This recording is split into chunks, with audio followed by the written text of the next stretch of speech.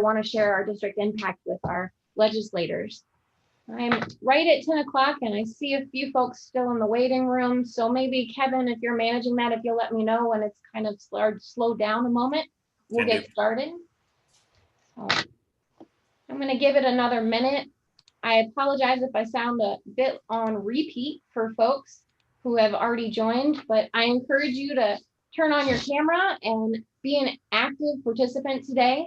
Many of you have joined a number of our sessions to date, and we've had many that were very formal, use just the chat box only. Today's session is going to be a success if you are a participant and interactive and willing to come off mute and chat with our speakers and each other for us to really get into and dive into legislative topics. All right. My name is Kendall Tyree. For folks who don't know, I am your Executive Director of the Virginia Association of Soil and Water Districts. I see we have not only directors, but partners as well as staff on the line. So a really great cross-sector of folks who are interested in our work and how we can make an impact in our General Assembly session, as well as further than just the next 30 days. I've got a few more folks I see popping in. We've got plenty of time this morning. I've mentioned it more than once. I'm encouraging you, please, to turn on your camera and be an active participant today. We want to see your face. We want to hear from you. We want you to come off mute and talk. We want your questions. I encourage you, if you want to, certainly use the chat box, but really this is going to be even more successful and engaging if you interact with us. I hope you have plenty of questions ready and prepared. Thank you, Janina, for dropping some of those notes in the chat box. I'll be trying to review it. Please introduce yourself in the chat box for it. We'll be saving the chat box. So if you drop your name and your district or organization affiliation down there, it'll be helpful for not only the association staff, but perhaps some of our speakers today too. Kevin, are we at a good point? Yeah, wait room has definitely slowed down a bit. Okay. Quick question, given the number of people who are expected to be on this or are already on this session, do you want us to use the raise hand function before just jumping in with sound? Sure, absolutely. I'll be monitoring that too. I recognize some of you might not be able to find that. We're in this together. This whole new virtual world is one that we've charted side by side. So I will look at the raise hand, but certainly we'll do our best if folks need to. Also, if you want to just drop it in the chat box, if you can't find the raise hand function for you, just let me know you'd like to speak and we'll try to keep the lineup in that order too. Thank you. Excellent question. All right, you should be seeing on your screen a slideshow today. A little bit of an opener before I turn it over to our keynote speaker this morning. I wanted to outline a little bit of our conversation today. Like I said, it's intended to be interactive, conversational, and a bit of our agenda in the next hour and a half. Our first and foremost and most important speaker of the day is going to be Delegate Ken Plum, who we've asked to join us today with some comments and legislative perspective to give us guidance and direction on this upcoming session, what we should be expecting, what limitations our legislators are facing, how we can support them better, and how we can make a difference as a grassroots organization, be it this session and even further. From there, we'll shift into, if Delegate Plum can join us as long as he can, we'd love and welcome him in any part of the conversation, but recognize if after his portion he needs to hop off, we understand. So make sure as he's speaking, if you have questions, to jot them down in the chat box if you like, and we can start there. But at that point too, when he's finished, I encourage you to come off mute and we'll look to see who's ready with questions and have a Q&A portion with him. We'll shift then into a legislative 101 discussion. I know so many of our directors were elected a year ago and still new to this process that we have been asked to really actually dive into the basics of how a bill becomes a law, how the budget process works. And we'll speak to that matter with also help from Christine Watlington with the Department of Conservation and Recreation. We'll shift there into talking a little bit more about our legislative insights, our work with partners and its value. Many of you know that the association is a member of Virginia Forever. We'll discuss a little bit of its work, as well as hear comments from Kyle Shreve with the Agribusiness Council, a key partner we work with during session and beyond. We'll then shift into outlining the association's legislative agenda process, how to ensure as a director you're really taking part in the process for us to outline our priorities and initiatives.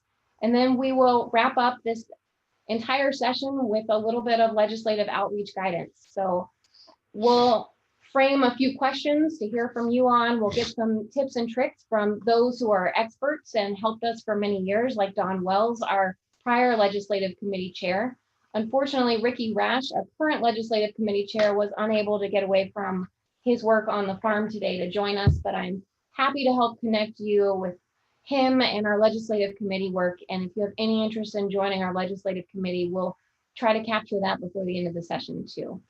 So with that, I would really like to shift to our first and most important speaker that we have with us today.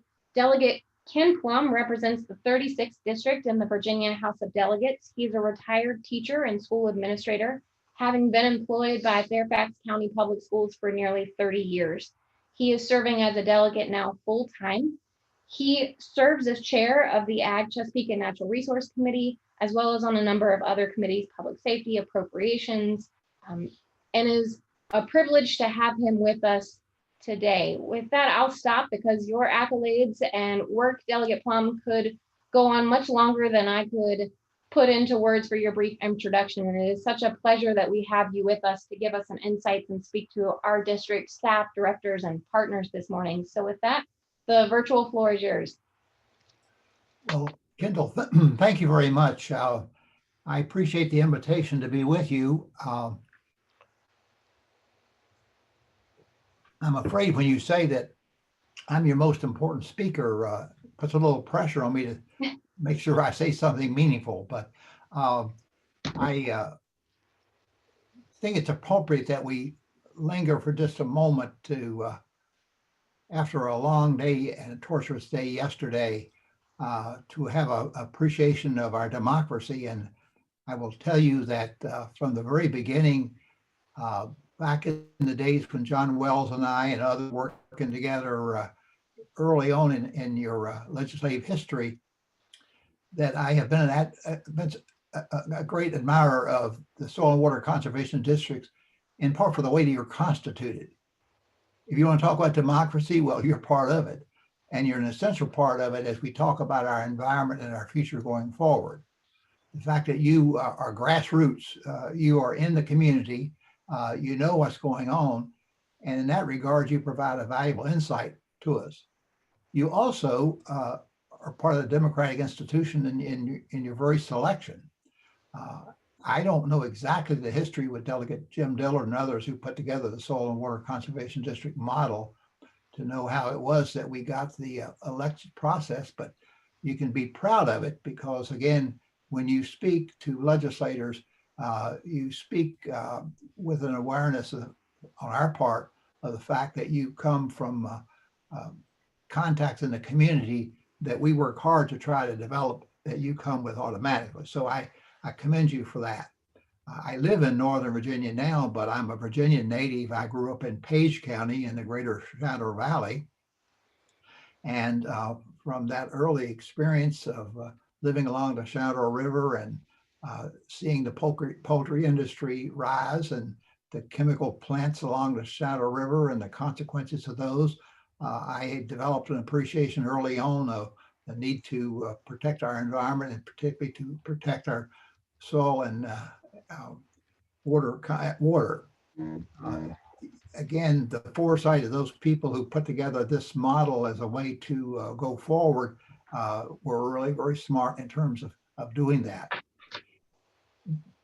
This year is going to have a little different feel and look than it has in the past. You know, for most of my career in the legislature up until this past year, I would regularly get in my car in Northern Virginia and drive 2 hours to Richmond for what would oftentimes be a 1 or 2 hour meeting and get in my car and drive 2 hours back. For an hour meeting, I'd spend about a day. It's been a great awakening for me to be able to work outdoors in my yard. And my pandemic project has been to convert my traditional lawn to a native plant lawn. And I've accomplished much of that. I could come in 15 minutes before the meeting, put on a clean shirt, sit down here, have my meeting, 15 minutes, I'm back out in the yard working again. So what we need to come to recognize is that, see, I'm gonna have to try to get rid of that if I can. What we've come to recognize is that, okay, too much technology here in my room today. What we've come to recognize is that as we go forward, we need to realize that we want to not necessarily go back to where we were, but we need to realize what have we learned from where we are going forward. And certainly in terms of the need to preserve our environment, to provide resiliency in our communities and so on, we need to pay attention to soil and water conservation district needs. I came to Northern Virginia in 1965 because I could get a good job. I was an educator in Fairfax County. I came as a University of Virginia student in an intern teaching program, and Northern Virginia was a place I could get a good job. But one of the early people I met was a fellow who had a real estate business, and to give you some idea of Northern Virginia in the 60s, his real estate business was known as Farm and Acreage.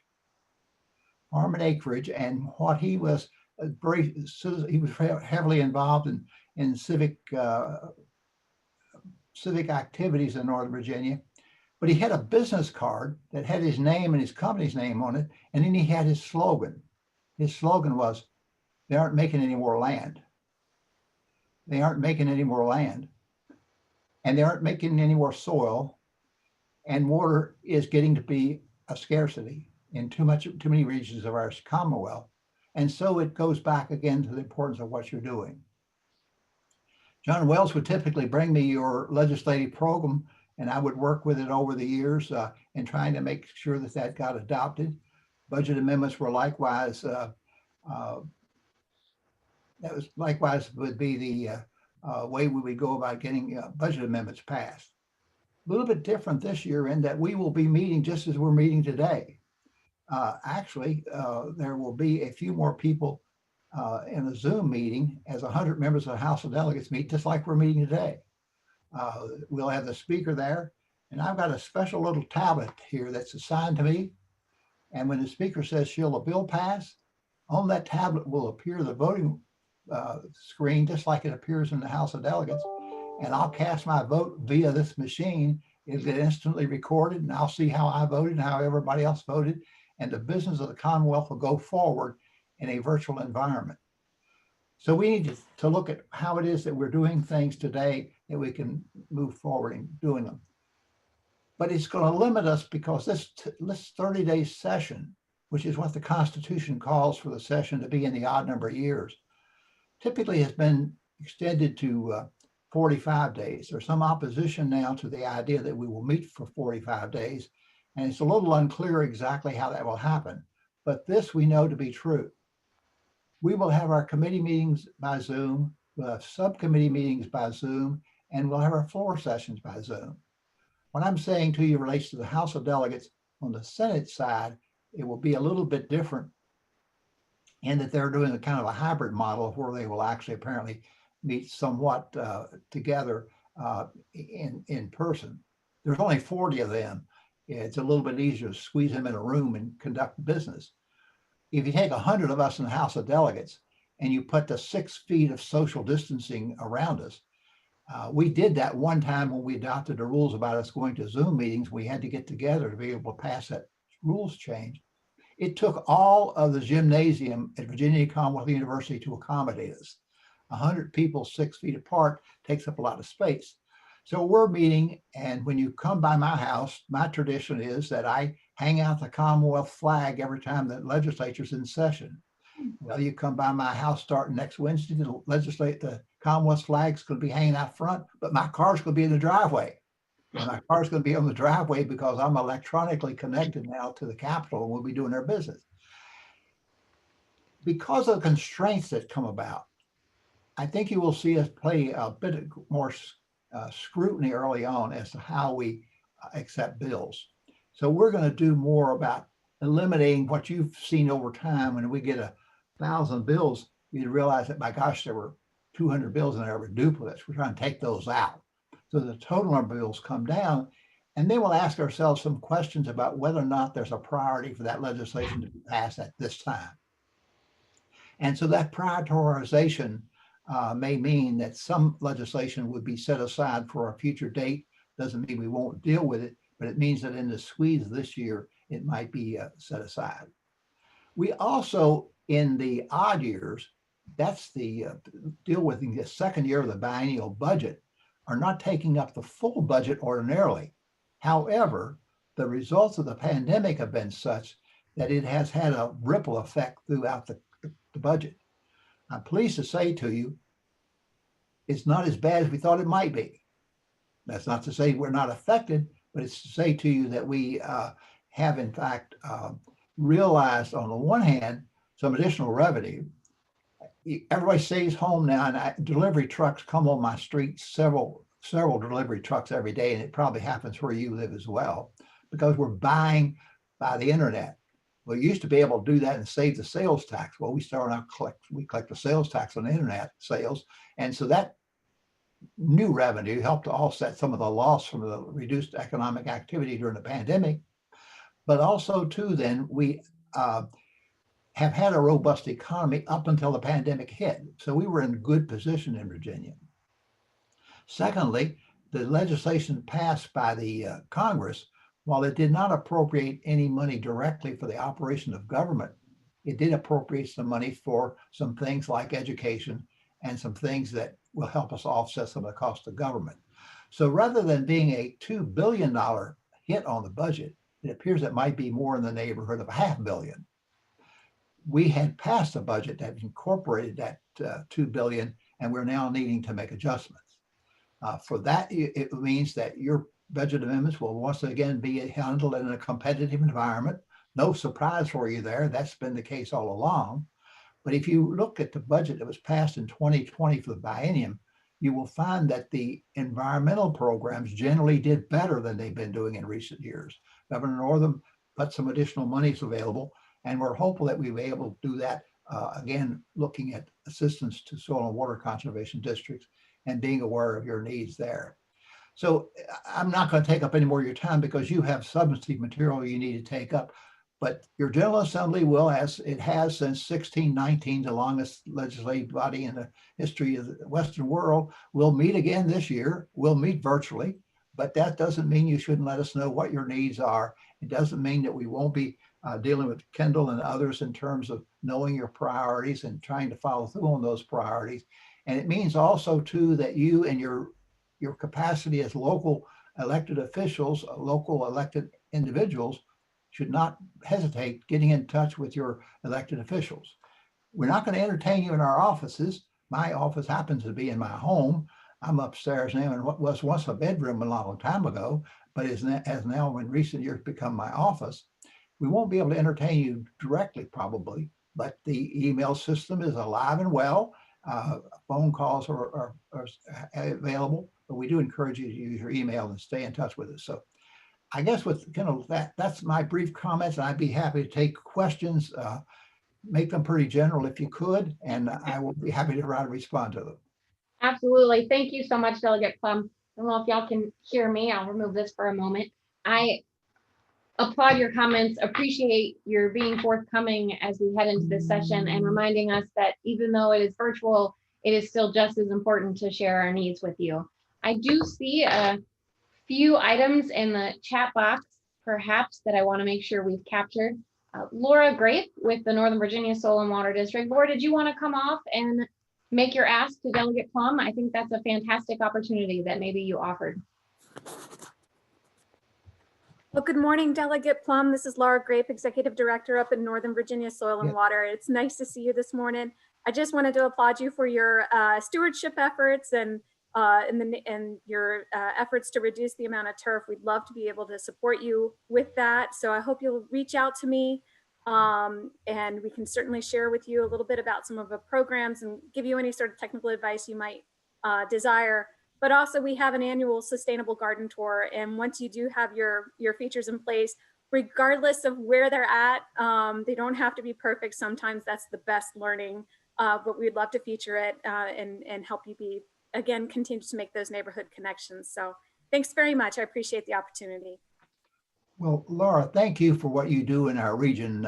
One of the concerns I have in our region is the fact that we're losing so much open space to high-rise buildings and the concrete and macadam, and it distresses me a bit. Now, I live in Reston, and as you know, Reston's a planned community, and we have about 50 miles of internal trails. My wife and I, most mornings, except when it's too cold, we can in 5 minutes be in the forest in Reston in an area and walk for about 2 miles in a primarily forested area. Well, we've got to work with our local governments and developers and so on to figure out ways that we can keep that more space. But also, too, I appreciate the fact that the Soil and Water Conservation District and the Virginia Society for Native Plants and others have worked together to figure out how it is that where we live, we can make it more friendly to our environment generally.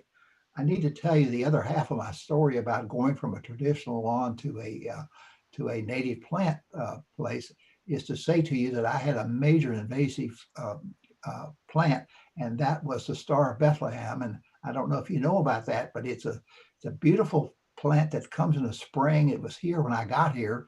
And at the time I thought, oh gosh, that's really pretty. But then you come to realize over a couple of years, it's taken over the place. And so I looked about how is it you could get rid of this thing? And the answer seems to be the only way you can get rid of it is dig it out. It's resistant to various poisons and so on. So I dug out literally bushels of bulbs of this thing. And we're going to see this spring how successful I am. But what that does is it makes space for native plants that's going to do better in handling our water runoff. It's going to do better in terms of attracting wildlife and so on. And it's not going to need a lot of supplemental watering and so on. So those are things that I think we need to continue to do, as you all are continuing to do, is to make our local citizens aware of how their individual actions on their little lot, because I'm talking about, like a quarter of an acre, which sounds like for folks who have to think that seems like a little postage stamp size lawn, but for me working it, it's pretty big. And so I can make a difference in terms of how I, as a steward of my local environment, make a difference. So I look forward to working with you. Let's plan to get together then as the season unfolds.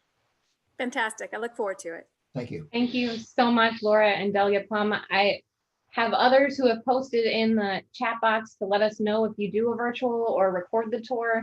I have heard a lot about Northern Virginia's tour this past year and know how they took it electronically. So I think others across the Commonwealth would be inspired by it and want to see it. So Laura, I hope you can keep me in the loop, as I think that would be something many would be interested in this spring.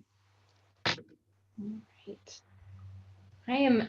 Don't believe there are other comments in the chat box at this time, but want us to take advantage before we let Delegate Plum go of any other additional questions. Feel free to take yourself off mute and toss some tough ones at him when we have the opportunity. Well, this is Janina. I actually did have one question and I was all excited to ask it. And then Delegate Plum, you answered it right at the end. And so I felt a little stumped. I was actually going to try to ask you if you could provide us with, what you feel like the best ways are to communicate soil and water conservation concerns with our local legislators. And you kind of hit that at the end about, email and phone calls and setting up Zoom. I do know sometimes there's some frustration because, emails don't seem to get where they need to go. And so I guess phone calls are the right. I know that. Yeah, go ahead. Well, I was going to say to you, let me explain to that what's happening with the email. The other side of the email issue is, first of all, when we get a snail mail letter, we hardly know how to deal with it anymore because we get so few. I mean, it used to be everything came by snail mail. Doesn't do that anymore. Now it comes by email, and we are deluged. There are some companies that allow you to go in and put in your message, and you push a little button and it goes to 1,000 people. Well, gee whiz, that can be overwhelming. So the way in which you can be, the way in which you can be more persuasive, I think, over a period of time is to involve you as a local official and your other local officials in an educational enterprise over time, so that when it comes January and we hear from everybody, the fact that I have had an experience with you throughout the year, that we've made some connection, can be very helpful. So that when you call on me or you send me an email and I've already known about the work that you're doing and gained an appreciation of what you're doing, you're probably going to get more response from me than if it's just out of the blue. Now, that's not to say you shouldn't continue your efforts to try to do the emails and so on, but I'm suggesting as a long-term strategy to look at ways that you can sponsor activities. I'm very flattered that your association had me today to come and speak, so I will continue my friendly feeling about you all, which I've had for years, but even more now as a result of our meeting today. And so if there are ways that you can involve local folks, it's important. Your speaker later in the morning is Kyle from the Agribusiness Council, and I'm going to be with the Agribusiness and Farm Bureau folks this afternoon in a similar Zoom meeting. So I highly recommend the development of contacts throughout the course of the year to have people, say, visit on site whenever we get back to getting outdoors more, to both see the issues that you're dealing with in soil and water conservation as the activities need to take place. In other words, what the problem is, as well as what the solutions are. We had that tour that I'm talking about, that trail I talked about in Reston. When I would go on that trail 10 years ago, I would go by a stream that was so seriously eroded that what had been years before that a just natural stream had become a gully 5 and 6 feet deep. Part of that was perpetuated by the fact that when Reston was originally developed, some of the runoff was accommodated with these concrete sluices that were, it would accelerate the pace of the water. By the time it got to the bottom of the ravine, it was coming with such force that it eroded the soil away. Well, we engaged in a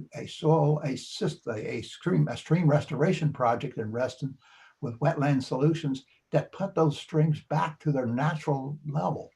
And I can't tell you how pleasant that is to walk by a babbling brook, what had one time been a gully.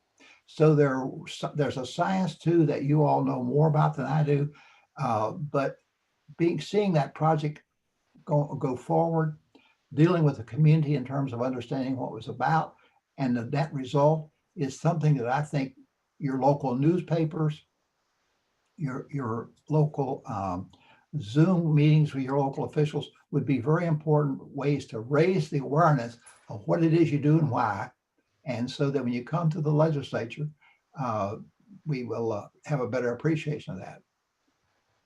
Thank you, Delegate Plum. I think that's well said. And I think many of us have honed in on some of the key points you just alluded to us and even dropped it in the chat box of establish a relationship over time is really one of the best responses that we can for connecting with our legislators.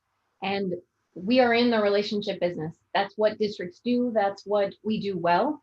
It should also apply to not just that relationship we have with our farmers, but with our legislators like yourself. And you're the first step today to helping us think through additional ways that we can really do that.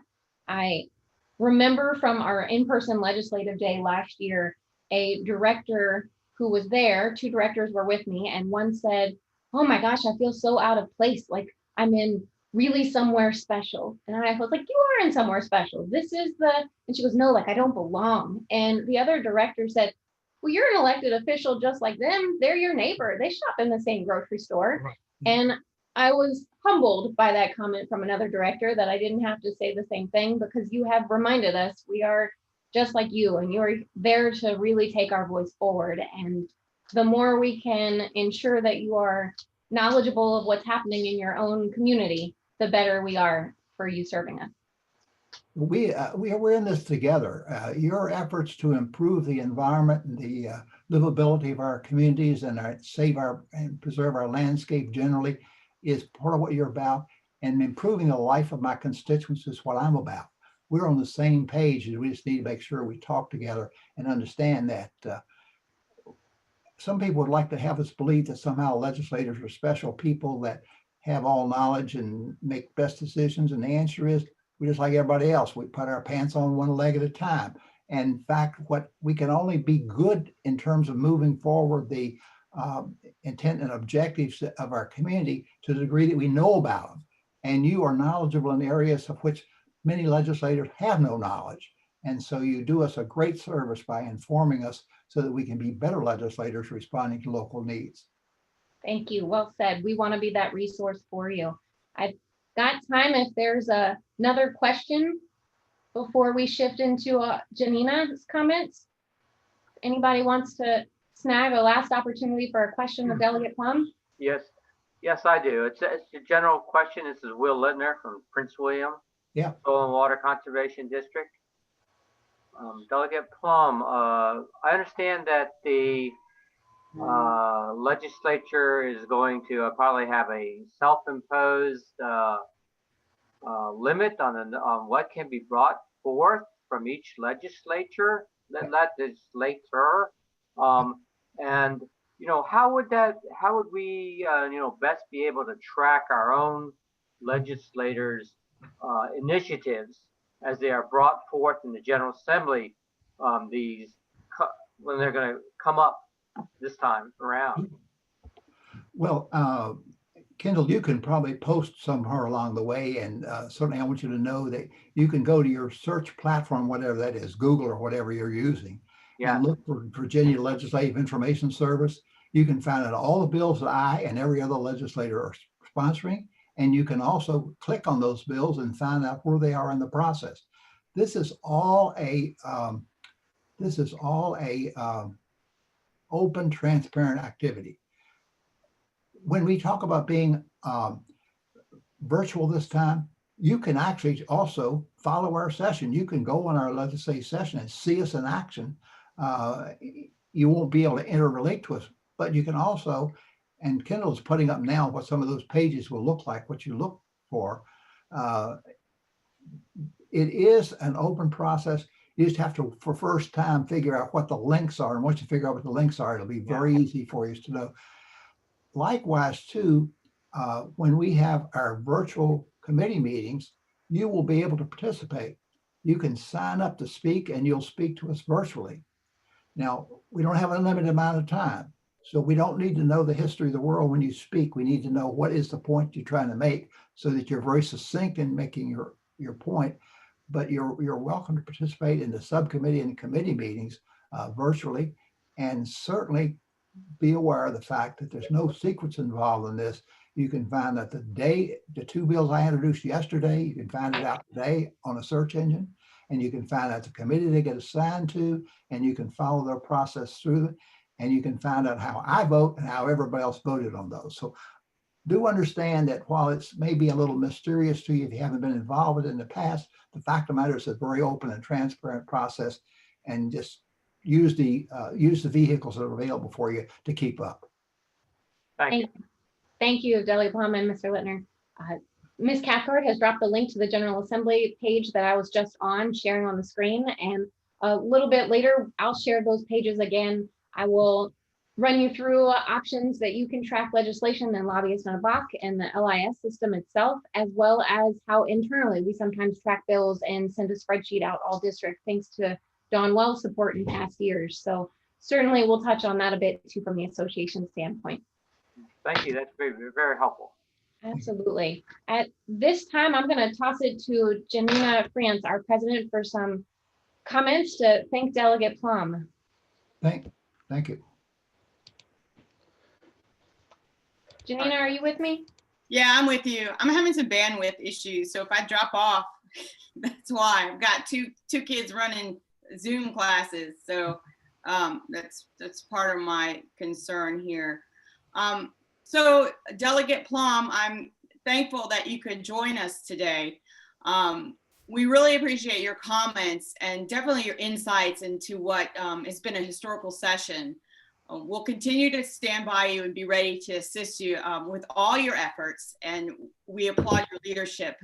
And for me, it's my great pleasure to share with you that the main reason we invited you today is not only for your comments about the current status of the General Assembly and your guidance to how we can work with our local legislators, but to formally recognize you for your service as you've continually championed water quality and environmental stewardship in relation to our Soil and Water Conservation District work. So it's my honor that on behalf of the Virginia Association of Soil and Water Conservation Districts, that at our membership this past year, we choose to recognize you as our 2020 Legislator of the Year Award recipient.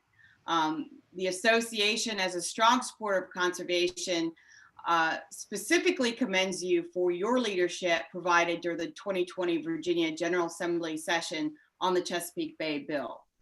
Unfortunately, we typically present this award at our annual meeting or our annual legislative day, but as you know, due to the current state of the nation, it's a good alternative for us to recognize you for your work.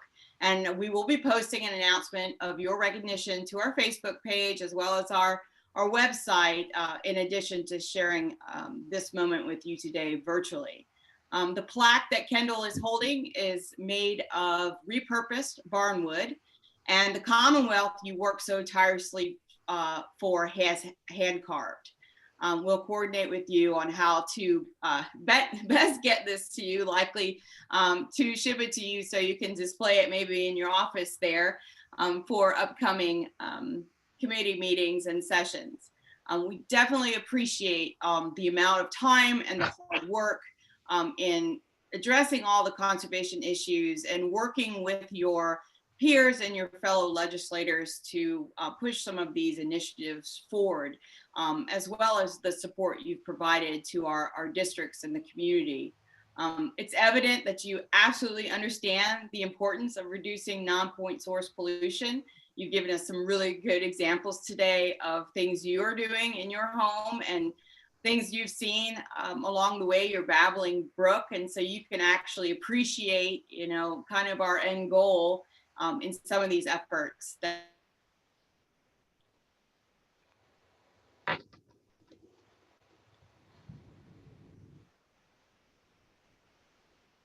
With your agreement to sponsor a budget amendment to increase VCAP funding, as well as a patroning legislation to clarify Soil and Water Board appointments. We could not put our words to express our gratitude. I could go on forever, but we really do thank you for your comments today, your service, your leadership, and congratulations on this award. Oh, thank you very much for that. I am delighted, and I'm surprised and delighted. I'm sincere when I say to you, I appreciate the importance of the work that you do and your willingness to have me work with you. And so together, we'll make Virginia a better place to live. That's what we all are about. So I look forward to receiving the physical award itself. It looks wonderful. While you have it placed on your screen, I happen to take a picture of it. So I'll have that in advance. But thank you very much. I've enjoyed working with you over the years, and I look forward to continuing to work with you this session in terms of funding as well as your legislation. So thank you very much. Thank you, Delegate Plum and Janina, for taking care of our very notable recognition of Delegate Plum. I will be in touch with you, Delegate Plum, to follow up not only with Laura's comment on how to make sure you're connected for that garden tour, but also to get this in the mail to you. So hopefully we can see it in the background in a future Zoom meeting. Perfect. Thank you. Thank you. All right. At this time, Delegate Plum, if you can't remain, we certainly understand, but we're going to shift into some additional topics of how a bill becomes a law. I'm a little, I don't know. If Delegate Plum's going to stay on, I feel like he should give this speech also instead of some of our own folks like Don Wells and myself and Christine Watlington.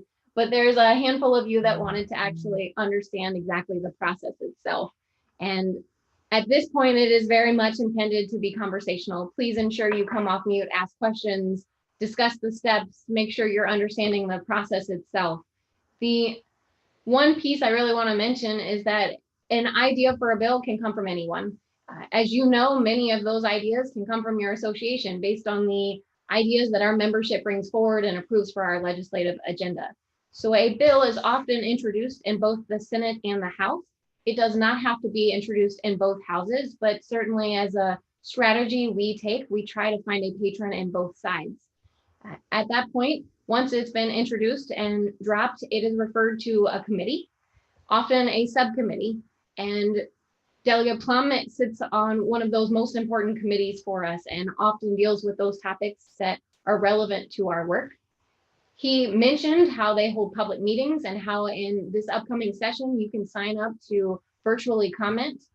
Often in a real world setting, I was sitting in all of those committee meetings for you, tracking and following this legislation and speaking to those bills that we have policy on, letting our legislators know if we were in favor or not. The committee can take action, be it at the subcommittee or the committee level, and at any of these processes, you could run into hurdles. The committee could pass by a bill indefinitely. They can amend it. It could be an entirely different form than what it was introduced by that legislator. They could also approve it and send it to first reading, which means once it has left the committee, if it has been successful making itself out of the committee. And I'll be honest, most legislation dies in committee. If it makes it to the floor, it certainly had a lot of partnership effort to get there and review by stakeholders, in addition to the initial group that may have helped put that idea forth in legislation.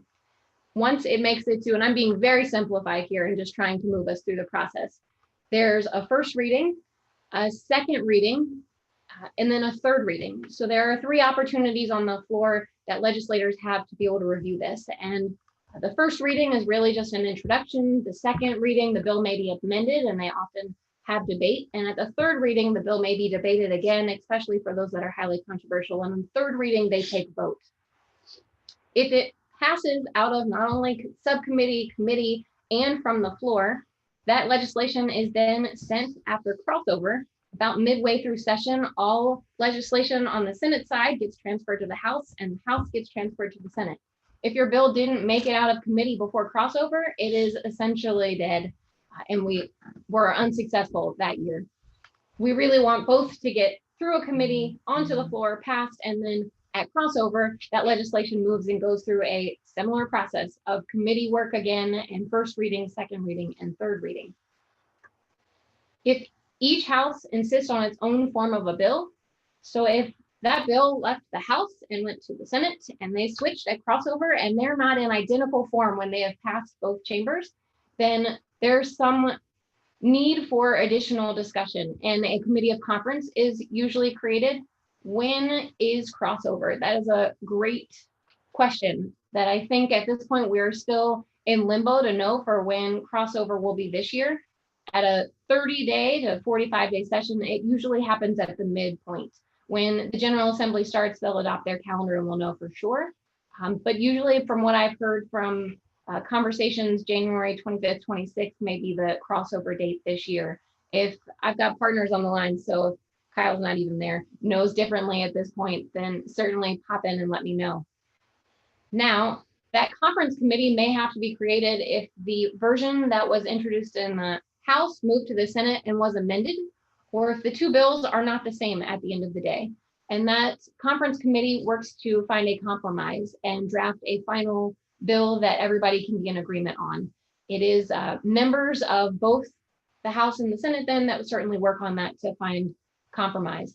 At that point, once they have agreed and the compromise report from the committee is approved by each chamber, then it goes to the governor, and the governor has the opportunity to sign the bill into law, amend and return, or veto and return. So that's how a bill becomes a law in simple form, but certainly it is a sprint of a session usually of ensuring that thousands of bills are reviewed, taken into consideration, and passed within a 45-day session possibly. So I'm gonna stop sharing for a moment possibly, or at least ensure I can pull up the chat box, see if anybody has questions by any means about actually the bill process itself. Okay. So the budget development is a little bit different, and I'm going to rely on Christine Watlington to speak a bit here also, because a lot of folks during our legislative day actually ask me when we're talking about bill information and budget information, and can sometimes get those confused. The governor's budget proposed, I'll get ahead of myself here, doesn't necessarily, when people say, well, what's the bill number? When we're looking at budget amendments, it's not a bill, it's a budget process. So I want to take the budget process a little bit separately and explain some of what happens there. Christine, are you on the line and able to come off mute? I think you can really provide some excellent comments about the 5 stages of the budget process itself, specifically as we get into the beginning part where budget development happens well before folks often even realize it. The budget itself, you may have started hearing when the governor provided his proposal in December, but often that starts early in the summer with agency budget preparation. Christine, are you by chance there? I am. Can you hear me? Yeah, I'd love for you to talk a little bit about Virginia's biennial budget system, how that means we adopt a 2-year budget and the agency's role in that. Okay. And can I make one correction? Absolutely. The budget bill actually is still a bill. It does have a number. So your can't budget actually look it up. amendments don't, yes, I thank you for clarifying. When I speak later to budget amendments, and oftentimes on legislative day when we go, people will say, well, what's the bill number? A budget amendment that we've submitted doesn't have a bill number. Like, for example, you'll hear that Delegate Plum is introducing our board appointment bill, House Bill 1837. Usually we don't know a budget amendment number this early in session as they're not dropped, but you're right. The budget bill as a whole is a bill number itself. Thank you, Christine, for clarifying. Yep, because that's the way you can track which amendments have actually been approved. But back to the basics. Numbers in the Senate and House. Yes. Agencies actually start budget preparation. We usually get instructions late summer, so July and August. Legislation usually is earlier, July, and then we get our instructions from the Chief of Staff and the Department of Planning and Budget with sort of outlining the rules for that year's budget requests. And those rules will include things like the governor's priorities, awareness of the Commonwealth's financial situation. So for this year, we were told, really focus on the governor's priorities, be aware that there's potentially limited funding available for discretionary programs or things that are not the governor's priorities. So we get those instructions in about, and then typically we have about a month turnaround. That will force either shorter or later, but for the most part, it's about a month. We have to develop documents, why we need the money, what is it for, what priority does it address, if we need additional staff, what resources those staff need. All of that has to be included in these budget decisions. We then submit it to the Secretary's office and the Department of Planning and Budget. They undergo their own executive review. So the Governor's Policy Office, the Secretary of Finance, Department of Planning and Budget sort of look at all of the budget decision packages that have been submitted by the agencies and the Secretary's offices and decide what really the governor wants to fund and how he wants to fund it. Of course, they take into consideration the revenue reports and some of that information as well. The governor then submits his budget to the General Assembly. That happened December 16th this year. Happens every year, even though we supposedly have a 2-year budget. They amend it every year. And then it runs through, in some ways, the typical legislative process. It will still have the number of readings. It will still go to committee. It will still come back up for discussion on the House or the Senate floor. The conference committee for the budget bill has a lot of pressure on it to make sure that it's something that both sides and both houses can agree on. And then it goes to the governor for signs and vetoes and comes back. What did I miss, Kendall, that you wanted me to cover? No, I think that's well said. A really good summary in short of how the budget process works. I mean, to wrap it all up, Virginia, as Christine said, has a biennial budget system, which means it adopts a 2-year budget. The biennial budget is enacted into law in even number years, and amendments are made to it in odd number years. So we'll be working on amendments this year. And Christine just kind of walked you through those 5 processes that are on your screen of agency budget preparation, review and recommendation, the legislative action, governor's review, and budget implementation. I think it's important to understand those pieces of the budget bill that happens well before we hit General Assembly session. The governor is required, as Christine said, to submit his budget proposals to the General Assembly on or before December 20th annually, and that submission consists of the budget bill, which is proposed legislation containing all appropriations as well as budget documents that provides an explanation of those proposals. The budget then passed by the General Assembly and enacted in the law goes into effect on July 1 in even numbered years or upon passage in odd numbered years. And again, in odd numbered years, you're working on amendments. Questions? I don't see any on the chat box, but while we have Christine, if folks want to get any input into at least the depths of the budget process, this is the chance. And Kendall, this might be better for you than for me, but there are several places during this process where people have the ability to put in budget amendments. One is right at the beginning that can be by members. So any delegate, any senator can propose amendments to the governor's budget. Then it obviously, once it goes to committee, the committee can make, the subcommittees or committees, it depends, can make amendments to it as well. And then of course you can have amendments on the floor, either in the House or the Senate, just like a regular bill. But that would be more, I don't know if you want to expand on that or not. No, I think that's a good point. And I see a question in the chat box too. It is worth noting that one of the key things your association does in work with many of the partners, that one you'll hear from in a minute, is actually the budget amendment process. When Christine mentioned at the very first part to be able to offer changes to that is an amendment submitted by a member. And I will share in a few slides some of those that we're working on right now, that now that we know the governor's budget has been proposed and has been introduced, that we're working with certain members to introduce amendments to it to reflect our legislative agenda needs. Right. I do see a question in the chat box, Christine, if you want to speak to Mark Holberg's question, a little bit more detail on veto session that happens in the spring. So veto session, they just handle anything that the governor has either made amendments to. So it's always going to be the budget bill. And then whatever legislation he has amended. They then have, the House and Senate then have to either approve his amendments, reject them.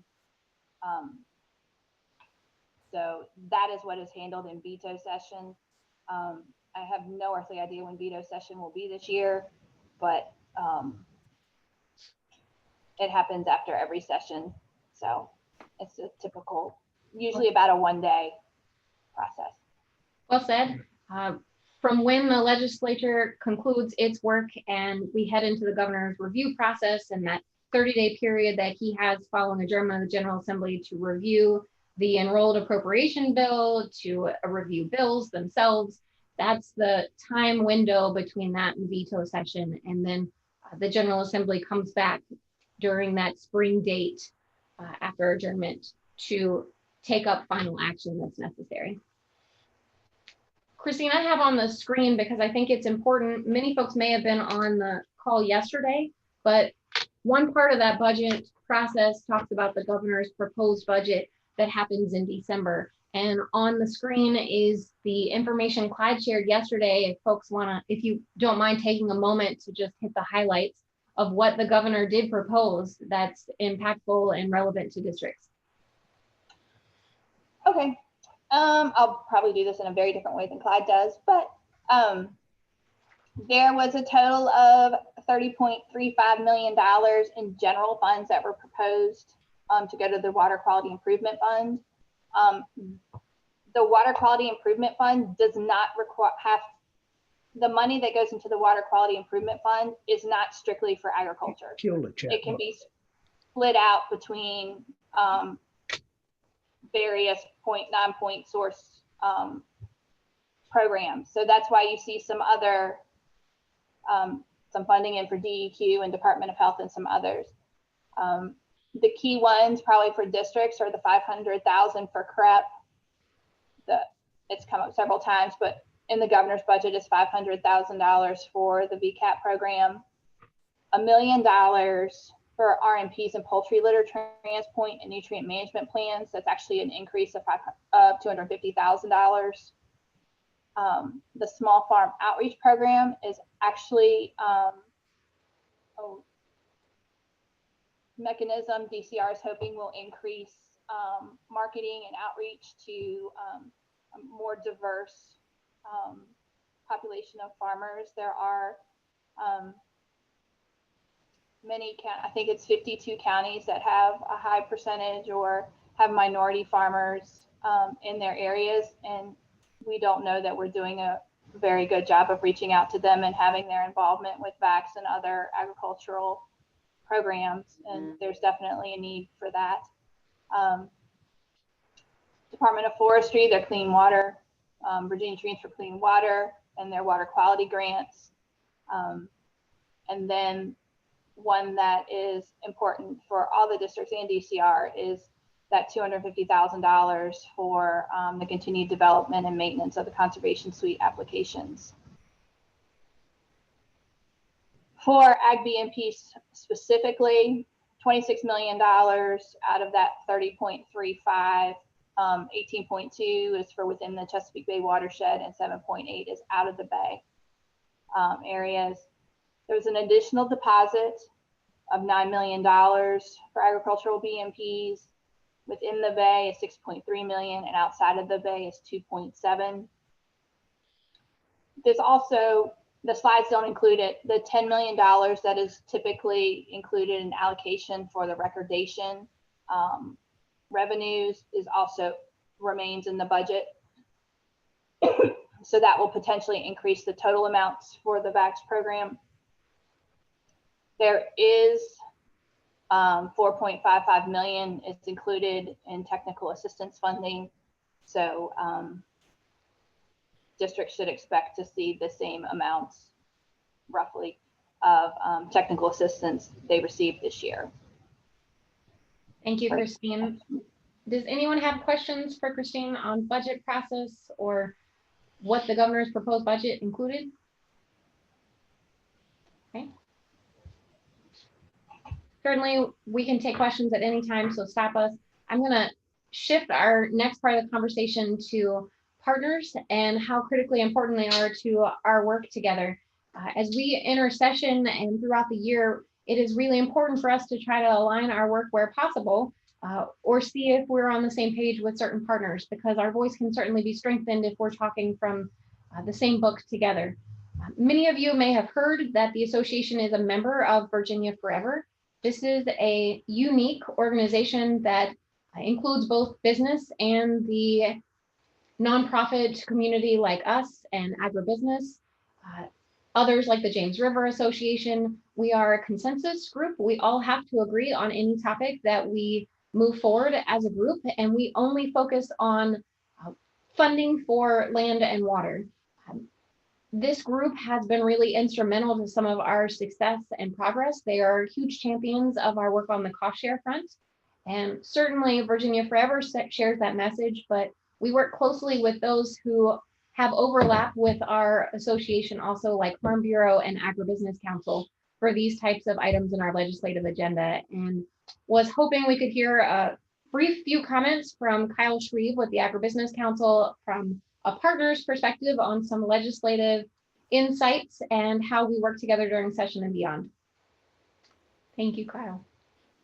Thanks, Kendall. And for those of you who don't know me, I think I know most of you through our work with the Technical Advisory Committee. I'm Kyle Shreve. I'm the Executive Director of the Virginia Agribusiness Council. I'm also an officer in Virginia Forever, as the Agribusiness Council is supportive of that organization as well.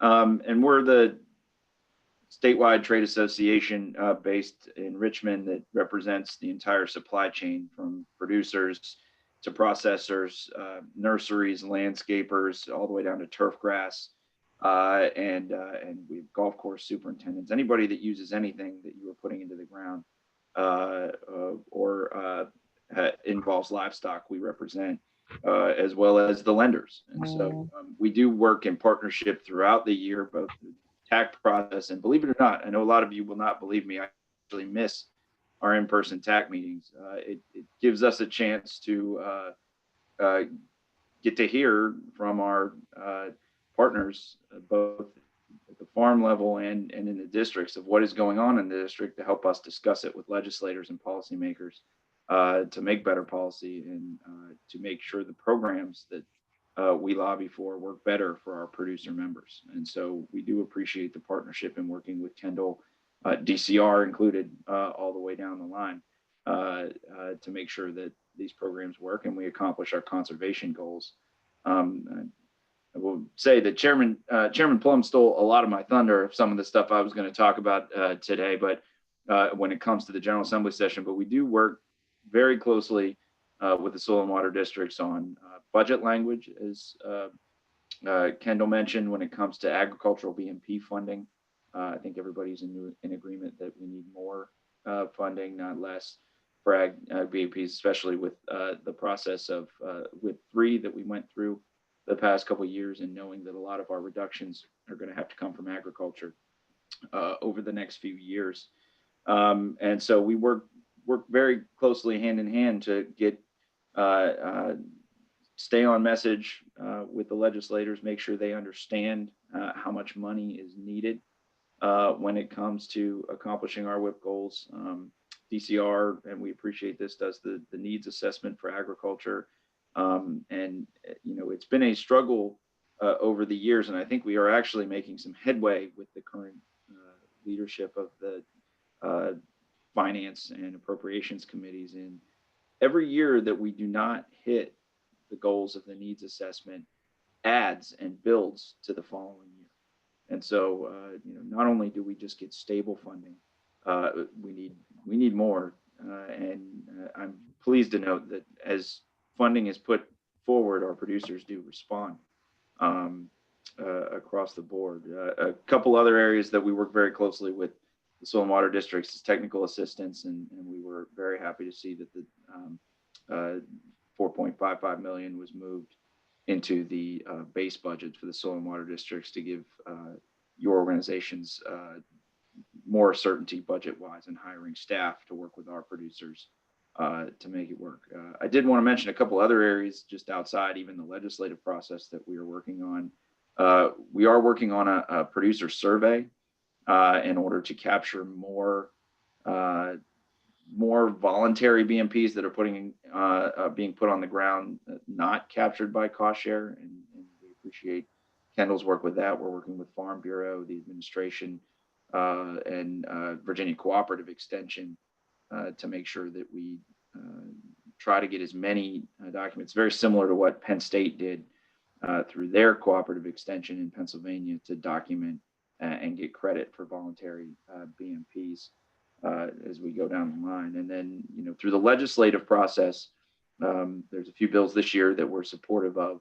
One that Chairman Plum is carrying, and there's one that Delegate Wilt is carrying, increasing the tax credit for BMPs for those that don't qualify or end up getting picked for cost share. And so we've been supportive of that, along with the soil and water districts the last few years, and Farm Bureau, and we will continue to. As far as advocacy efforts go, this is going to be a very different year than what we normally do. Normally, we would be preparing for our Virginia Agribusiness Council banquet, which I know a lot of some of you have attended in the past. We get 1,000 people to come to the Raceway to welcome the legislators back to town and make sure we spread the message of the good work agriculturalists and the agribusiness community is doing. Unfortunately, the pandemic has made it so that we absolutely cannot do that. And so we decided as a board that we wanted to do something to give our members access to legislators. And so we're doing a virtual meeting next week from 5 to 7. I would invite anybody that wishes to attend. It's open. Please do jump on. We're going to have about a 2-hour program where we're hoping in the Chesapeake Bay will certainly be a topic area that will be discussed. And we want to make sure that we're still providing those avenues. What we found during special session is that legislators are still trying to figure out how they want to interact. The best way to get information is Chairman Plum hit the nail on the head, in which, email is hard. They get inundated with stuff. It takes them a while to go through it. And so the thing I would add is to what the chairman said was that different legislators like to be approached in different ways. Some people will openly give you their cell phone number and say, just text me or call me. Some are setting up virtual office hours in which they are going to have a calendar that you can open on their website, sign up for a time slot, and you'll have 15 minutes to talk with them during session, during office hours when they're not in committee. So really, when you're having conversations with your local legislators, ask them, don't be afraid to ask, how is it you would like us to contact you if we need to get in touch with you? If we have an urgent message, if there is something we need to do, is it through your legislative assistant? Is it a cell phone number? Do we still call the office?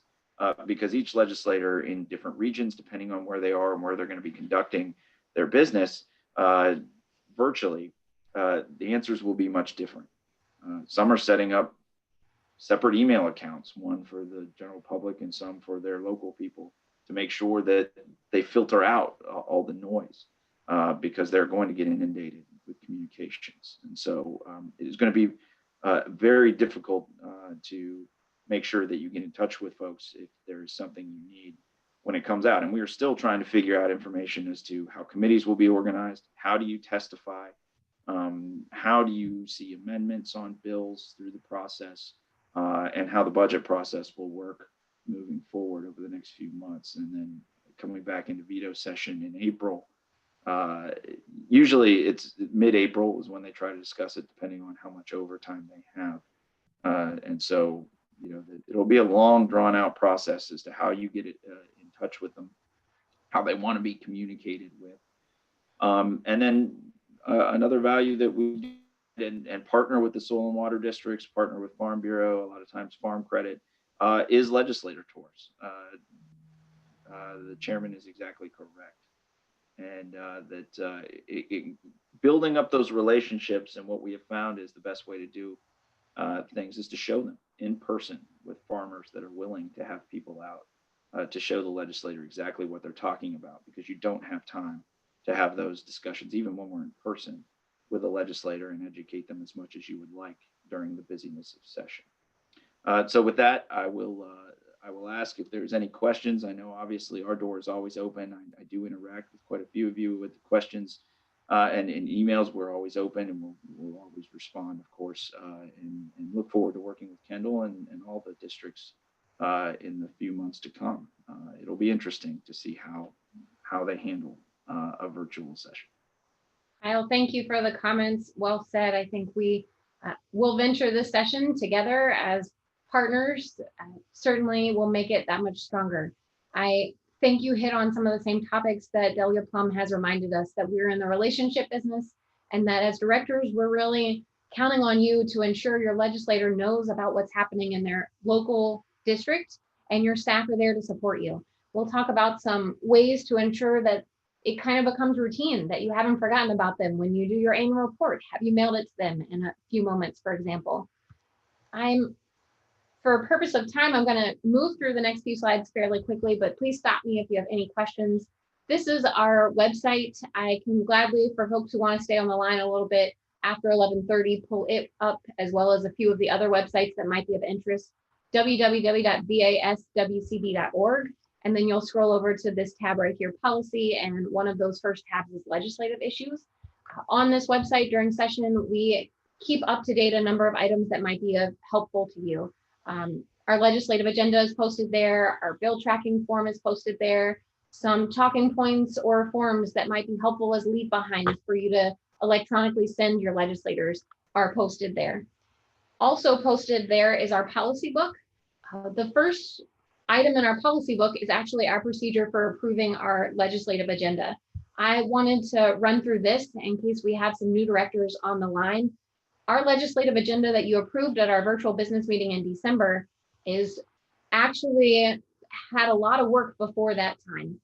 Usually in area meeting timeframe in the spring, some of our area chairs are tasked with trying to figure out if they will organize or a legislative contact will organize some type of conversation at your area level to bring forward any issues that you might be having that you think should be incorporated into a legislative agenda. Each area chair should have that information submitted to our legislative committee by August 15th. Sending that to me and or Ricky Rash or our leadership team suffices. That August 15th date is fairly important because then our legislative committee begins its work reviewing all of the recommendations that have come from areas and takes those recommendations, meets within that month time frame, and discusses what topics they think should round out our legislative agenda. The legislative committee compiles all of that and makes a recommendation for our legislative agenda to the association board of directors during our fall quarterly board meeting. The association may adopt the legislative committee's recommendations at exactly how it was presented, or they may make a few revisions after deeper conversation also. But they approve a version in September that then gets offered to areas for review at area meetings and throughout the fall for further comment and discussion. The board of directors then in December takes final review once again at their quarterly board meeting that is usually held in conjunction with our annual meeting. And then on, I say Tuesday, an in-person meeting on Tuesday during the annual meeting, business meeting, our board of directors takes final action and approves our legislative agenda. So while you may not have been involved this year until the area meeting process in the fall, a lot of work has gone into it beforehand. And we hope that you will be more informed and ensure that you have issues coming to your area chairs and are being submitted by that August 15th deadline. And happy to help area chairs or any of you plug into that process. Area 2 has by far been one of the best areas that has a defined legislative process for us. If we can help connect you with our Area 2 folks so that perhaps other area chairs and areas can learn on how their process works, I'd be happy to do that too. The next item I really want to run through, and I know time purposes, I'm moving faster. The legislative agenda, the items on your screen are the 4 legislative agenda items that you approved at our business meeting in December. Our legislative agenda in past years has been longer than this. We have had 8 to 9 legislative agenda items. It has been a booklet. It has been a handout that on an in-person legislative day you take and you leave behind with legislators and you focus on certain talking points. We agreed in December that this was the year we needed to be streamlined and focused, and we pared down our legislative agenda items to these 4. Maintaining operating funds for districts, recognizing a need for increased support, establishing a dedicated, adequate, secure, and stable funding for the commitment fund, that's ag cost share, realizing we need a minimum of 35 annually, but that the needs assessment has been identified as greater than 100 million. The third item you agreed to was our VCAP program, that we would request restoration of $1 million to the VCAP program. We received 500,000 this year, and the year prior had $1 million. So we're looking to restore that funding. At the same time, though, educating our legislators that demand is in excess of 2 million. And then the last item, not dealing with budget like the first 3, is actually a bill that we were to pursue to amend the Code of Virginia regarding the Soil and Water Board appointments. I can talk a little bit more about each of these items and provide you some talking points that might be helpful as you meet virtually with legislators. The first one on your screen is about ag cost share and is in direct relation to our legislative agenda item 2. We will not have a budget amendment for operating funds, your first legislative agenda item, because the governor's proposed budget did keep operational funds level. So we did maintain operating funds in the proposed budget. The item 2 on your screen is actually about ag cost share, and we find it really relevant and important to ensure that our legislators know that while we need a minimum $35 million program, it does not meet the actual needs assessment level of 100 million or more, especially if we're to meet the 2025 goals of the WIP. The bullet points on your screen, this key process that Christine talked about is the first chance that we get to work with legislative members to introduce budget amendments. And we have had confirmation that both Senator Emmett Hanger and Delegate Bulova will be introducing a budget amendment for increased cost share levels to meet the ag needs assessment. We recognize that's a big, heavy ask, and certainly the budget may not allow for those increased funds to get to 100 million, but we find it really relevant and important that at least legislators are aware this isn't the need. Certainly a minimum floor, but anything you can do to help raise that number is most appreciated. So we ask you seek support for this effort with your local legislators. You also have item 3 in your legislative agenda is related to VCAP program. This handout is a snapshot on the screen, but it is downloadable as a PDF on our website and is usually one of those items that I would hand you and say, here's a great leave behind if a legislator has questions about the VCAP program. And is something that I normally distribute to legislators too. It is a overview of the VCAP program, the urban cost share practices that are eligible, the funding needs level, as well as a snapshot and graph of funding and practices completed over the years since we started this program. What I am excited to announce is that Delegate Ken Plum and Senator Emmett Hanger have agreed to introduce budget amendments to increase VCAP by 500,000 for a total of $1 million in fiscal year 22. This would restore the funding. Certainly, this is one we would ask for your help in seeking support with local legislators also. Not in our legislative agenda, but in our policy book, we support environmental education funding and opportunities. So while our legislative agenda is often specific to things that year, our policy book provides longer term items and provides me the opportunity to speak on topics that may arise via bill or budget that we have policy for 3 years on. And environmental education is certainly close to the hearts of districts and in our policy book for longer term. I have huge kudos to give to the Bay Commission. Delegate Blossom and Senator Hanger, I have learned, are willing to introduce a budget amendment for environmental education. This was actually successful in the budget last year, 170,000. And then during the initial onset of COVID, a lot of funds were unallotted from the budget, wanting to pull back a little bit. So this year, Blossom and Hanger will be reintroducing that, hoping to get those funds that were unallotted because of COVID back into the budget. This snapshot of a handout is one that our staff created also. It is some numbers on environmental education. It is a great leave behind for a legislator also. It is not inclusive of all districts, though. You have to recognize that these numbers, that 73,000 is Bonnie Mall in our office doing a lot of sleuthing from district annual reports that might be posted on their website or through the EE tracking tool that districts may submit to her.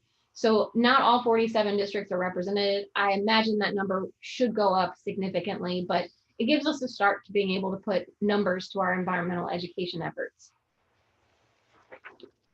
Not a budget item, but on our legislative agenda was a bill to clarify the Soil and Water Board appointments process. Many of you may have heard or remember at this point that in the fall timeframe, when we went through our Soil and Water Board appointments process, we read the Code of Virginia as believing that the governor had to appoint one of 2 individuals submitted from a list of qualified nominees that had been approved by the association board as well as the Soil and Water Board in consultation with Farm Bureau and Agribusiness.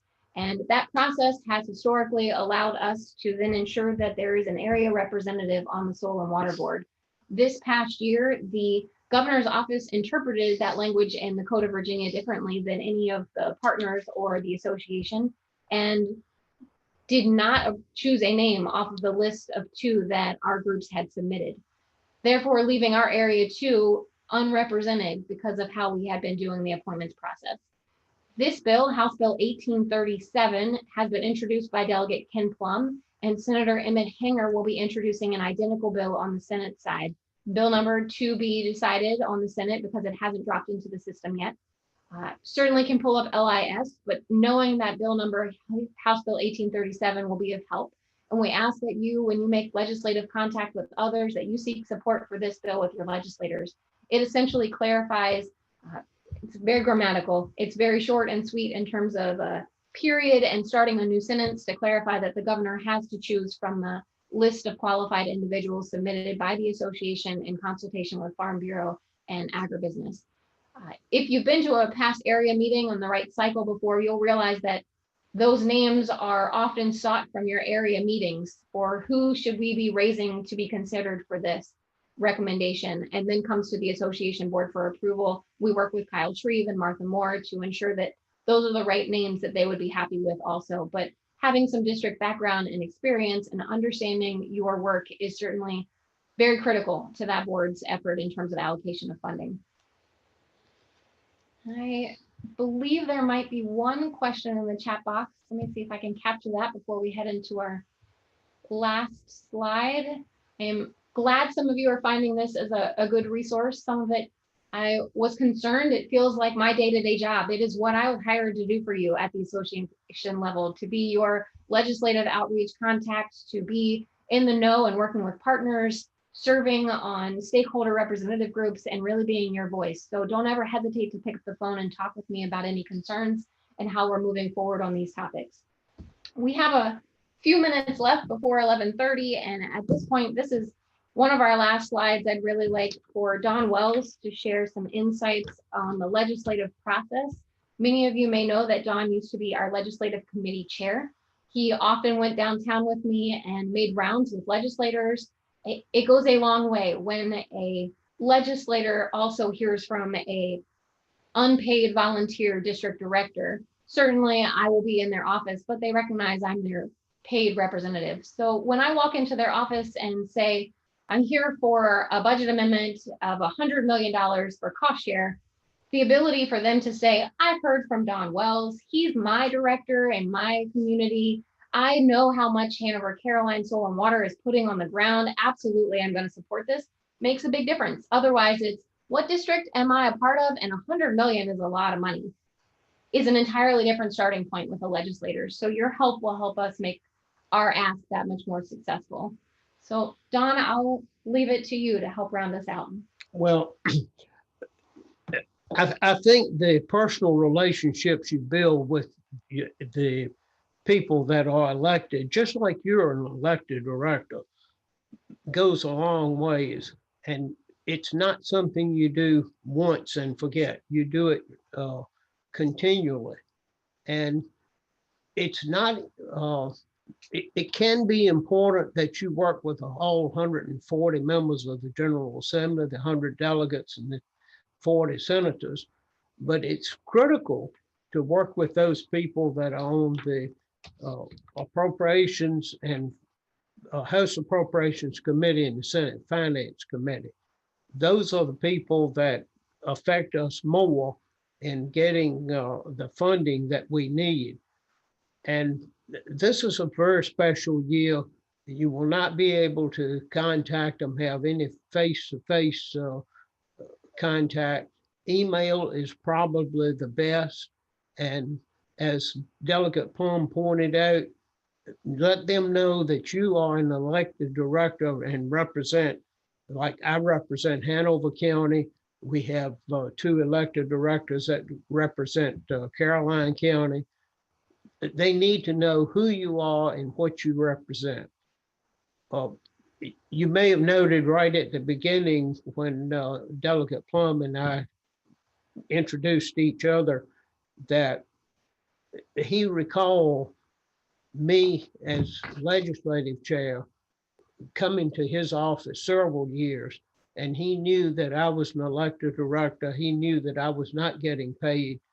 But as Kendall has pointed out, she has the good contacts when you have done the background work at your local district.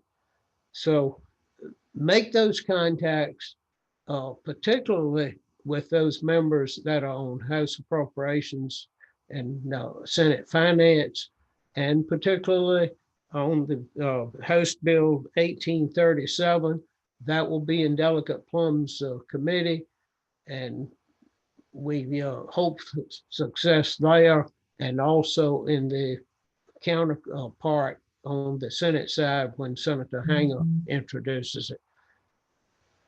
I don't know what else to say. It's important that you make these contacts and make them as early as possible, as they get it bogged down in the session and are considering lots of bills. If they've heard from you early, they'll remember that rather than being thrown in with a bunch of other people. And one thing I would note on that's most important on the Budget Committee is that we've got $4 million for technical assistance that should go forward and be in our base budget. That's something we've pushed for several years, and let your members know that that's important. Don, I think that's well said. I see some comments in the chat box that folks have recognized you have been the one in the past to do our tracking report that is often sent out all districts, and thanking you for helping keep up to date with those topics that are relevant to districts that often folks want to know about. I also want to ask if you have questions of Don or myself, but I also want to hear how you have done your own outreach at the district level. Have you thought about inviting a legislator to a virtual board meeting that you might be having? I think Delegate Plum's comments are well said. He used to take a full day to get to Richmond and have an hour meeting, but he had no hesitancy of joining us this morning, knowing he could hop online and be with us for a good 30 minutes. That's valuable time that Delegate Plum spent with us, even if it wasn't a virtual setting. Have you thought about, or have you had a legislator join your local board meeting? So many of you are meeting via Zoom or WebEx. Add them to an agenda and see if they would offer 5 minutes to connect with you. If they can stay on and learn a bit more, that's wonderful. If not, you've at least started making a contact. Have you sent your annual reports? I get so many of your annual reports from a local district level that are well done, but have you sent them not only to your local legislator, but to your local leaders also and Board of Supervisor members? It's those type of continuous items that maybe are part of your mailings that I want you to be thinking about with your legislators too. So in the last few minutes, if we have folks that can stay on, I'd love to hear your own thoughts of how you're doing outreach and how we can be of help. Let me make one comment on the tracking report. I do that weekly during the session. And if there's something that you are aware of that I'm not tracking and you want tracked, all you've got to do is shoot me an email and let me know, because I'll be glad to add it to the report. Setting up the report is the hard work. Doing the weekly tracking is usually pretty easy. Good point. And Don has been so kind not to just track budget items, but bill items, and even bills that we don't have a position on. So if there is a bill you have interest in that you think your district wants to follow, even though we don't have policy supporting it one way or not, certainly we can add that so that it stays on our radar. I'm going to ask folks who want to please come off mute and share any final thoughts. I have a question. Are you going to be keeping track of the votes for the bills for our legislative session? Lots of times you have a feeling if something's going to be successful before it goes into the committee or goes out to the floor. I was just wondering how that communication goes, because if there's legislators that are in our districts and the vote's not lined up, we might be able to help encourage our constituents to reach out and say why it's so important to support the bill. I want to request in support of budget amendment as well as our bill that we talked about that has been introduced. But along that idea of how a bill becomes a law, we really strategize our plan just like as it goes through committees. I usually single out and have a one-on-one conversation if possible with those on the committee that will be hearing it. So while yes, we will often testify and speak to a bill, the hard work on trying to ensure they understand it has already been done before it's ever in a vote at committee level. So certainly if your local district has a legislator on a committee that perhaps that bill will go to, I'll be reaching out. I think we often know that the extra help goes a long way. For example, while we try to keep an idea of where votes and folks are supportive, it's nothing formal by any means. I'm certainly not doing a report card like some other organizations do. But a really great example is Delegate Plum agreed to carry our VCAP budget amendment, but I asked John Peterson to make that request for us initially. Having his local director make that email outreach, copy me on it and say, if you're willing, Kendall will follow up and help you by completing the budget amendment forms and get all of those details back with you, was a really great way for Northern Virginia to connect with him again and bring me into the loop, recognizing that it's not an ask just from the association, but it has an impact in his backyard. And at the same time, it was a great way to ensure that Laura was circled in to be able to provide him information of what VCAP has done in his district. So there's a lot of one-on-one along the way from your local district that I will certainly need for us to be successful. One thing I would add too, trying to put the number of people who voted for a bill would be more than I can do in a tracking program. But you can go to the legislative information system at any time on any particular bill, and you will get the vote of who voted for it and who voted against it. So if you have a specific interest, that's the best way to follow your local legislators' votes. I will stay on the line longer, but for purposes of knowing I had said this would wrap up around 11:30, I will give some concluding remarks and then stay on for folks who maybe want to see me screen share our association website, the legislative services, the General Assembly page, or ask any questions. But first, I hope even without an in-person legislative day, you found some of this helpful. One of our staffers will be sending an email to you later this afternoon with a recording of this session with the PowerPoint slides. It will be posted on our website. I hope you'll use it as a resource as you start making your contacts. We normally hold our in-person legislative day next Thursday. It's always the day after session starts. As that's not possible this year, I'm asking all of you on the line to really have some homework and make an initial contact with your legislator in the next 2 weeks. So by January 20th, Wednesday, January 20th, I may be reaching out to all of you who joined today and ask, did you reach out to your local legislator? And if you do, I ask that you copy me on it, that perhaps you say a little bit about your local district and you copy me from the association level, and it will be a great avenue for us to really build some additional relationships in a virtual world. Or take the initiative and invite them to your next board meeting or outside of session, because I recognize the next 40 days will probably be a sprint for many of these legislators. So with that, I'll wrap up our formal presentation and stay on the line. For folks who have questions, feel free to unmute yourself and keep chatting, but if you have to leave, I certainly understand if you pop off.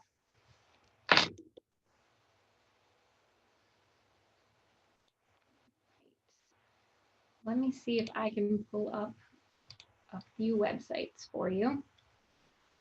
There are still 40 of you on the line, so I imagine there might be some questions. Right. On your screen is actually the Legislative Information Services website. You can get to this by going to that General Assembly page that we were on a few minutes ago. One of the questions to Delegate Plum was how we actually track certain legislation. This is exactly one of the pages that I use constantly for checking legislation by General Assembly members, finding out which committee it's in. Often we will go and look just at the standing committees. So much of our topics of interest head straight to House Ag, Chesapeake and Natural Resources, as well as Senate Ag, Conservation and Natural Resources, and the money committees. So if I clicked House Committee for Ag, I'm actually seeing that they meet Wednesday, 9 a.m., House Room Capitol 3. This hasn't quite been updated yet for this session. I know that committees and subs will probably start at 7 a.m. virtually this year, and that session will go in at 3 p.m., maybe 4 p.m. daily on the House side. But here I can actually click to see anything committee legislation that's been referred. This means that the speaker will have referred it into this committee. Nothing has happened yet. We still have 1 week almost until General Assembly starts, but once we start session, this will constantly be updated with the legislation that might be of interest to you and looking at.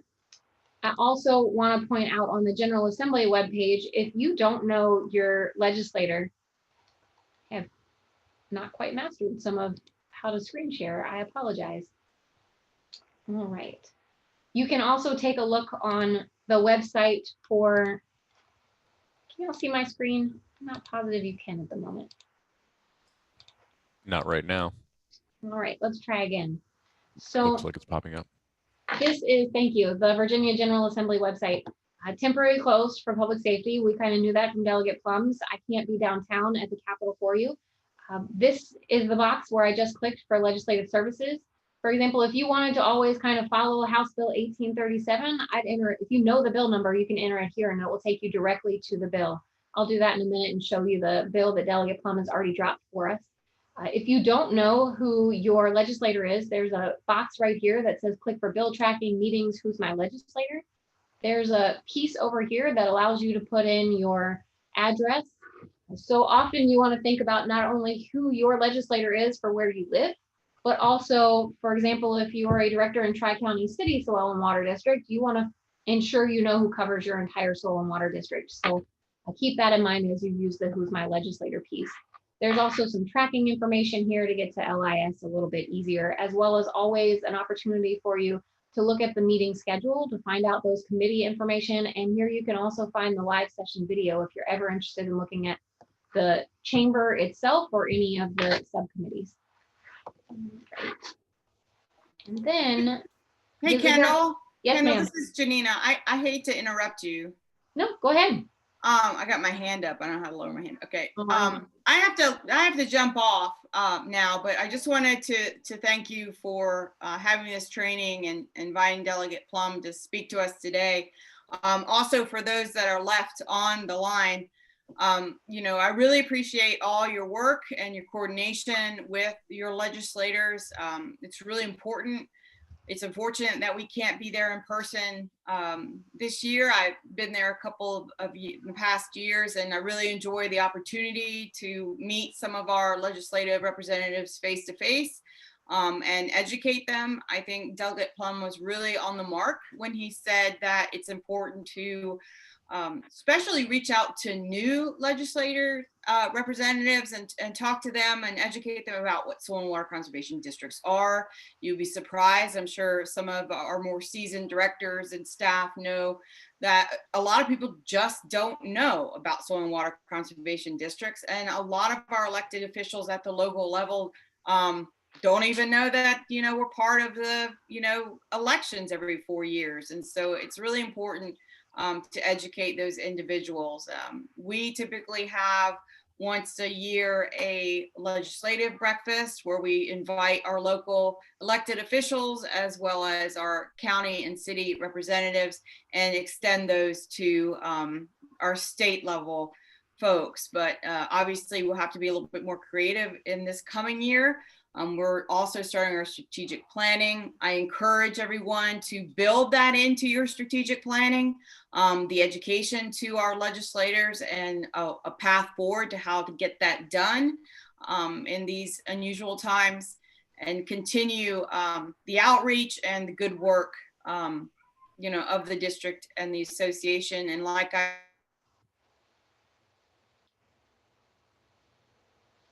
Janina, I think you might have frozen for me.